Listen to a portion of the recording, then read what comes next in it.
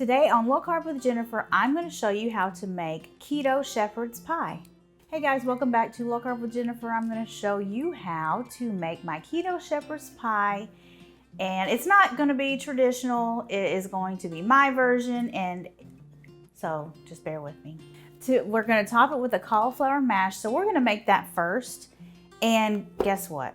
The grocery store did not have cauliflower. It didn't have frozen cauliflower florets, but we did have some bags of rice. Oh, that's hot. Riced cauliflower. So we have steamed 2 bags until they are super tender. That is important for cauliflower mash. You want really tender cauliflower. So I'm going to dump that into this bowl. Okay, now we're going to add in 1/4 cup of butter and 1/2 cup of heavy cream. So I'm just going to get this butter starting to melt. And I think that I'm going to try and use my immersion blender to make this really smooth. I don't have my Vitamix. All I have is just my cheap old food processor. So I've tried this with cauliflower mash and it made really smooth cauliflower mash.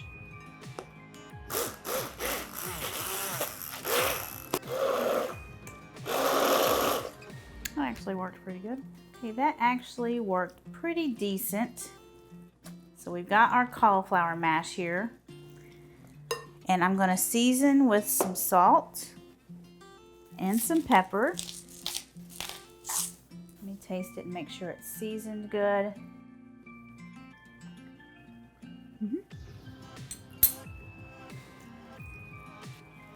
Actually, a little bit more salt.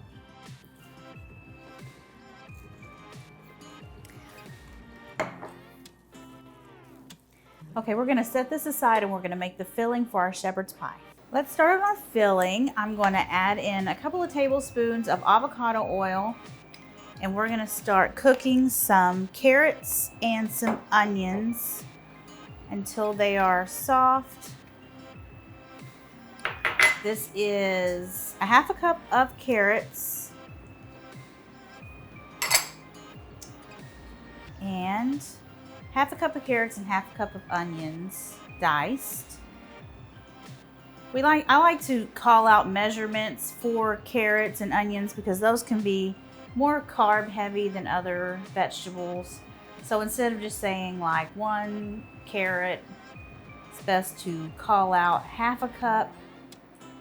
So nutrition is easier calculated. So we're just going to cook these until they are soft. Okay, it's time to add in our meat. I've got 1 pound of ground beef. But I'm also going to add in 1/2 pound of sausage. And I know that that's not traditional, but I had some sausage and I want to add it. It adds some more flavor to our shepherd's pie. So I'm all about the flavor.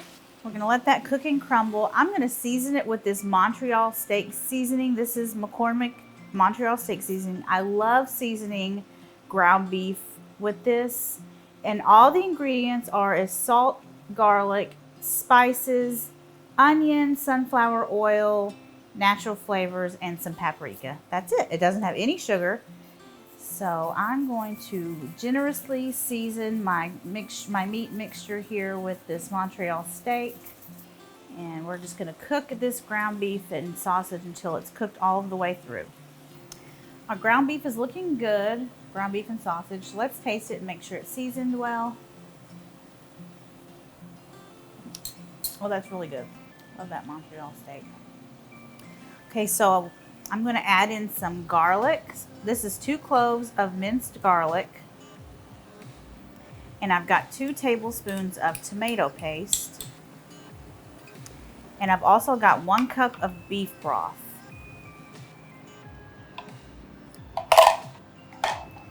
So I'm going to stir all of that in. And if my mixture didn't have a lot of grease after I cooked the hamburger and the sausage, but if yours did, you would want to drain some of that out just so you don't have a greasy shepherd's pie. If you don't like, if you know, that's your prerogative. If you want to drain the the fat out. If you don't want to, don't let me make you do it. So we're gonna let this come up to a simmer, and we're gonna let it simmer for a few minutes just so it can make a nice gravy. Okay, we've got our filling all ready, and now we can put our cauliflower mash on top. Just gonna dollop it all around the top, and then we'll smooth it out.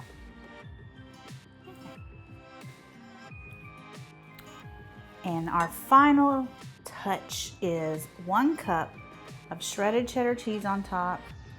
This is optional, but you know, why not? Of course, it's going to be so much more delicious.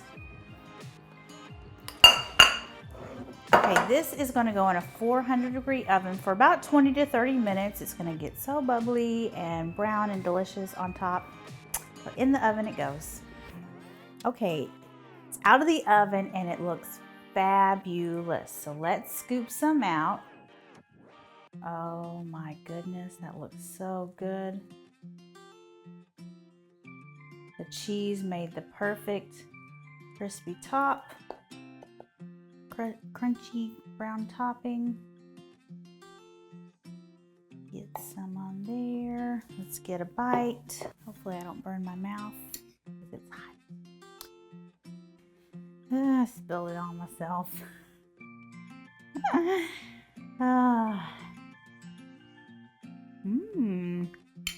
So good. Don't look at the spot on my shirt, but go check out this recipe for keto beef and broccoli, or it's over here or over here, I don't know. Anyway, check that out, and I will see you guys later. Bye.